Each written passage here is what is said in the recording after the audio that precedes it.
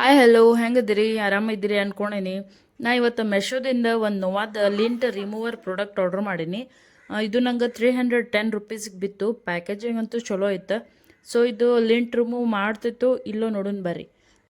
ಈ ಪ್ರಾಡಕ್ಟ್ ಈ ರೀತಿ ಬಾಕ್ಸ್ ಒಳಗೆ ಬರ್ತೈತಿ ಮತ್ತು ಫುಲ್ ಬಾಡಿ ಪ್ಲಾಸ್ಟಿಕ್ ಇದೈತಿ.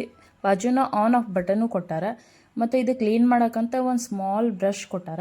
ಸೊ ಈಗ ಟ್ರೈ ಮಾಡಿ ನೋಡೋಣ ಅಂತ ಹೆಂಗಾಗ್ತೈತಿ. ಈಗಂತೂ ಥಂಡಿ ದಿನ ಬಂತು, ಸ್ವೆಟ್ರ್ ಅಂತ ಯೂಸ್ ಮಾಡೇ ಮಾಡ್ತೇವೆ ಆಲ್ಮೋಸ್ಟ್. ಅದಕ್ಕೆ ಗುಂಜು ಹಿಡ್ದಿದ್ದು ನೋಡಿದ್ರೆ ಹಳೇದು ಅನಿಸ್ತೈತಿ.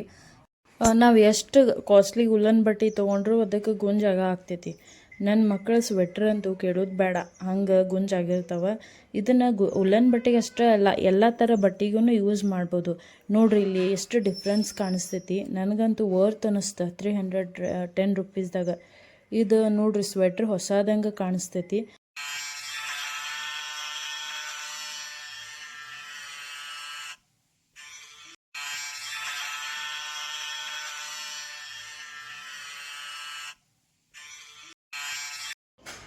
ನೋಡ್ರಿ ಇಲ್ಲಿ ಎಷ್ಟು ಡಿಫ್ರೆನ್ಸ್ ಕಾಣಿಸ್ತೈತಿ ಎರಡದ್ರೊಳಗೂ. ಕ್ಲೀನ್ ಮಾಡಿದ್ಮೇಲೆ ನಂಗೆ ಚಲೋ ಪ್ರಾಡಕ್ಟ್ ಅನ್ನಿಸ್ತು, ವರ್ತ್ ಅನ್ನಿಸ್ತು.